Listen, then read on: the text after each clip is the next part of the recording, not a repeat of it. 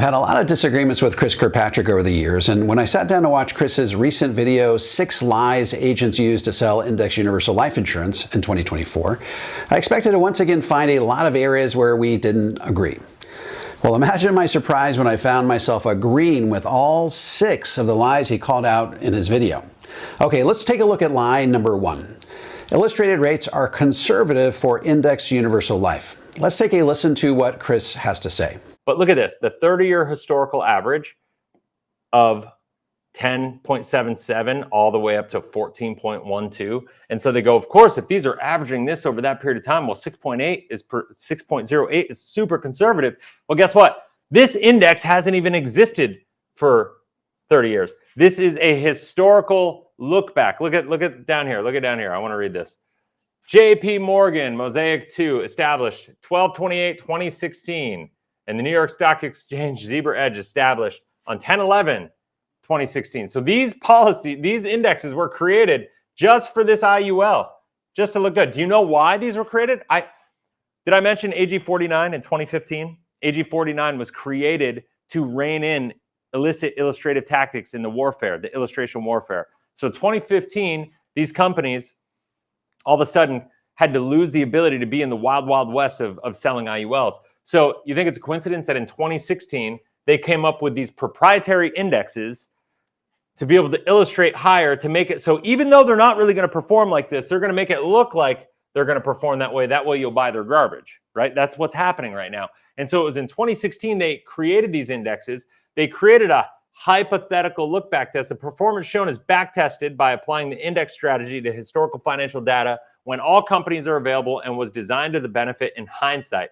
Designed with the benefit of hindsight, right? Think about that. Designed with the benefit of hindsight. Back-tested performance is hypothetical and has been provided for informational purposes only.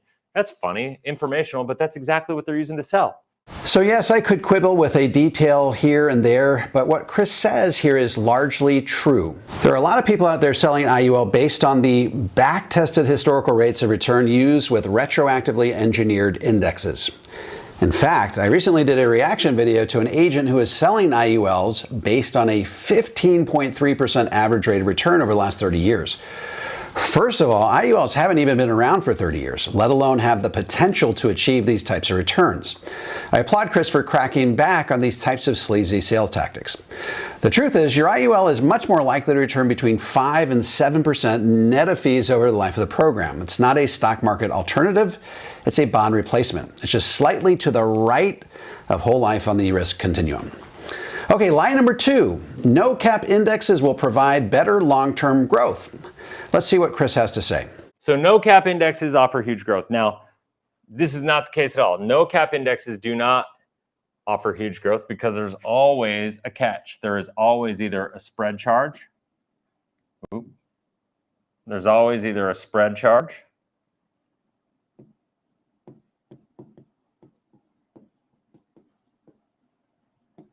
a no risk rate,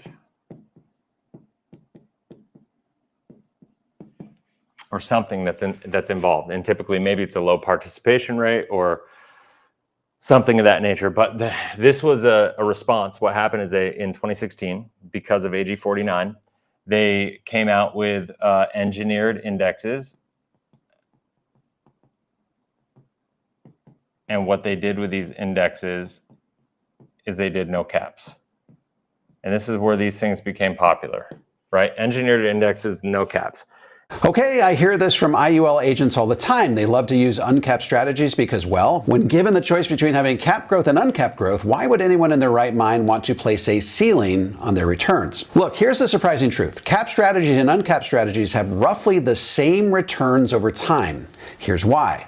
Insurance companies can't just give you unlimited exposure to the upside of the market while guaranteeing you'll never lose money in the market. The cost of doing so would be far too prohibitive. They simply don't have enough money in their budget to pull it off. So they utilize an approach that controls volatility within their uncapped strategies by electronically reallocating between equities like the S&P 500, fixed income like treasuries, and cash. This allows them to present a participation-based solution instead of a cap-based solution. Is it a smart idea to diversify between the two strategies? Possibly, but is there any conclusive evidence that one provides far superior returns than the other over time?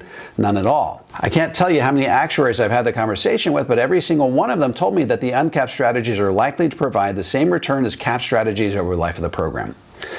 All right, let's keep going. Line number 3, the tactic of selling index universal life with Excel calculators. This is something that I'm seeing more and more and more, and it is totally not compliant. And I'm going to tell you this. I've seen a couple people that are influencers online, and I'm going to warn people against them. I've seen a couple clients come my way. I've helped them actually get their money back because that's how bad this crap is when it comes to people buying this stuff online. Now, what I'm going to do is show you an example of a calculator that's being used. Now, there are instances in using a calculator or not a calculator, but using an Excel sheet. If you want to use an Excel sheet to say, compare 3 different companies and put them all in line, and you actually have the actual just copy and paste of the ledger of the illustration, and you're looking at the Excel comparison of 3 different companies, and you're looking at the illustrations to go side by side with each one to be able to read the illustrations, and the Excel sheet is just a snapshot. That's one thing. I don't do that personally. I've seen people do it. I think that can be a great way to simplify things for people that are looking to make a tough decision between multiple companies. Okay, that's fine because it's a quick snapshot, and then you look at all the individual illustrations, but you should never look even at that without having the original illustration side by side. What I'm talking about is something else entirely different. Look, Chris is right here again. If someone is using an Excel calculator instead of a life insurance company illustration, it's because they want you to believe that what they're selling you will produce higher returns over time than what the illustration is actually showing. It's usually an attempt to get you to divert money from more traditional investment alternatives like Roth IRAs and Roth 401ks into whatever they're selling you. Look, the IUL is a bond replacement. It's not a stock market alternative. Anyone trying to convince you the IUL is a stock market alternative with a spreadsheet is leading you down a forbidden path that will ultimately lead to disillusionment and lost opportunity cost. Okay, line number 4, index universal life will provide guaranteed tax-free income. All right, this is going to be a fun one. Let me go here. What I'm going to do is I'm going to go here. Let's take a look at this. So here's the idea. And if you've seen this, if you've seen one, you've seen 100 of them. You can see here we got the premium outlay. This guy's paying $12,000 a year. You can see he's 41 years old, policy year 1. And at the end of 10 years, he's got $120,000. At the end of 20 years, at 60 years old, he's paid $240,000. And then he's able to start taking $37,000 a year of income off of the policy. Now, this has $433,000 of cash value, which is the assumed value. And remember, all these years that this policy did this to get to this number right here, assumed 0 down years. That's what the assumption was. And I showed you before, 35% of the time we're going to have down years. So this policy to get to this point won't even have this. Now they're showing the assumed illustration based on the current assumptions of all the variables based on the policy, which we've already discussed are not conservative. And so now when we get to the next page, we're looking at this. I'm going to take this. I'm going to just kind of start this part over again.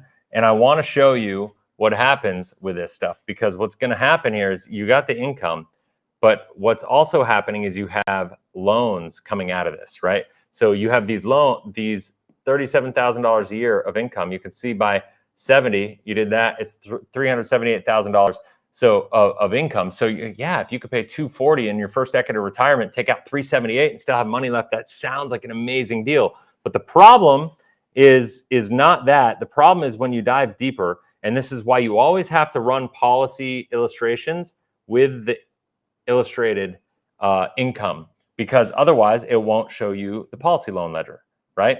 And what's important to understand, and I have it written here, you got 50 basis points of positive arbitrage every single year on here, right? So you see the index loan, fixed loans, loan charges, and loan credits. This is a really good breakdown. I like this company because every company functions this way. This company is at least transparent with the way they do it. So you can see here that this company does $37,000 as the loan. The loan charges are $1,026, and the loan credits are $1,168. So you're making that $1,168 minus 1120 or 1026 is the positive spread, right? $146 a positive spread year one. Okay, so that's great, right? It sounds really good. But the problem is now you have an outstanding loan balance because you're not paying it back. Because let's face it, you're in retirement. You're not taking retirement income to pay interest expense on your loans, right? So now you have that $38,900 loan. The next year you take out that. But here's the deal. I want to jump to the next year because this is where it gets juicy. This is where it gets dangerous. Remember, every year going into this has been assumed on the illustration that you're having a positive year, okay? Now, at this point in time, just 10 years into retirement, what's happening here is that you have a loan balance, outstanding loan balance right here. Your outstanding loan balance is right here, the 489. That's your outstanding loan balance. Your cash value is less than your outstanding loan balance. So the risk reward goes crazy. Okay, Chris's main point here seems to be that when you get deep into the policy, utilizing loan arbitrage can get you into trouble. Totally valid point. There are only a couple of scenarios where I'm in favor of using the so-called participation loan. Remember, participating loans work best in a rising stock market environment, so why not use a participating loan in the year following a down year in the market? Markets typically recover in the year following a down year, so you're much more likely to participate in that positive loan arbitrage during those years. Furthermore, I'm okay with participating loans early in retirement when there isn't a huge outstanding loan balance and a huge penalty for paying loan interest when the market is down or flat. The rest of the time, stick with your guaranteed 0% loans. All of the problems Chris mentions here disappear if you stick with that traditional type of a loan. That, of course, assumes that you're using a policy that has a guaranteed 0% loan, which I absolutely recommend that you do. Send me an email at info@powerofzero.com if you want to know which companies have them. Okay, lie number 5. IUL is better than whole life for real estate investing. The next one is, what do we got here? IUL is better than whole life for real estate investing. I just did a video on this. The problem with IUL is what I just showed in retirement, right? So I'm going to go back to that real quick. The bottom line is IUL doesn't work for real estate investing or infinite banking because of the fact that the guarantees and the predictability matter. There's enough predictability challenges in the real estate markets and the stock markets and things like that. You don't want there to be unpredictability in your IUL policy and your life insurance policy in general. That's why we use whole life. Chris makes another great point. You need predictability to utilize life insurance for real estate investing, and whole life is much more predictable than IUL. This is why I've never really gotten on board with the whole using IUL for real estate investing bandwagon. In my mind, there are 3 contexts in which the IUL makes great sense: as a bond alternative, as a way to mitigate long-term care, and as a volatility buffer in retirement. These are all mathematically sound ways to utilize Index Universal Life. And finally, lie number 6. IUL is better than whole life for infinite banking. IUL is full of so much unpredictability that you cannot use it as a banking alternative. That's why you cannot bank with infinite banking. Anybody that tells you that you can use IUL for infinite banking, like Doug Andrew and his bullcrap laser banking idea, those guys are talking and trying to sell you just on this one little piece of positive arbitrage spread when it doesn't work that way. Sorry for being fired up in this. Sorry for, kind of getting a little cutting with a couple people like Doug Andrew and Curtis Ray and Dan Thompson and these people, because to me, they are the worst in the industry. They are doing so many people harm. Again, to do infinite banking, you need predictability, and whole life insurance is far superior to IUL when it comes to predictability. The moral of the story here is to utilize whole life insurance in the context in which it performs best, and IUL in the context in which it performs best. There isn't one alternative that's better than the other. However, there are contexts in which one product or the other will accomplish a stated goal more efficiently or effectively. In summary, Chris and I will never agree on everything, but there's a lot in this video we can agree upon. I've heard these 6 lies told over and over by IUL agents on TikTok, Instagram, and elsewhere, and I commend Chris for taking a bold stance against them. IUL isn't the perfect financial tool, but there are some contexts in which it can be a superior solution. It's important to be clear with the public on what the IUL can do versus what it can't. and Chris's video goes a long way towards helping achieve that. Folks, my upcoming book, The Guru Gap, How Americans' Financial Gurus Are Leading You Astray and How to Get Back on Track, is now available for pre-order on Amazon. Take the opportunity to order your copy today. Also, in the next 10 years, I'm looking to put 1 million Americans on the road to the 0% tax bracket. If you would like some help implementing a balanced, comprehensive approach to tax-free retirement that shields you from the impact of higher taxes down the road, head on over to DaveMcKnight.com and click on the Connect with an Advisor button. I'm happy to refer you to an advisor in the Powers Zero Network that has been trained, vetted, and qualified personally by me. If you're a financial professional and want to learn how to become a certified Powers Zero advisor, head over to PowerZero.com and opt into my free video series. And if you have any comments or questions, feel free to drop them into the comment section below. I'll respond to every single one of them personally. And don't forget to click like, subscribe, and the bell so you never miss a video. This is David McKnight. I look forward to seeing you on the next video.